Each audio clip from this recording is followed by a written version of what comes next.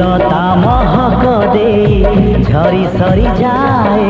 मेघता बरसा दे कहीं फेरी जाए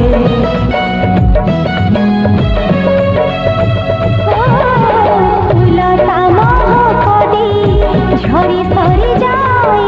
मेघता बरसा दे कहीं फेरी जाए सामु कामु पुता दे कहीं हजी जाए दबारी आनंद थाए नबारी न थाए ए जीवन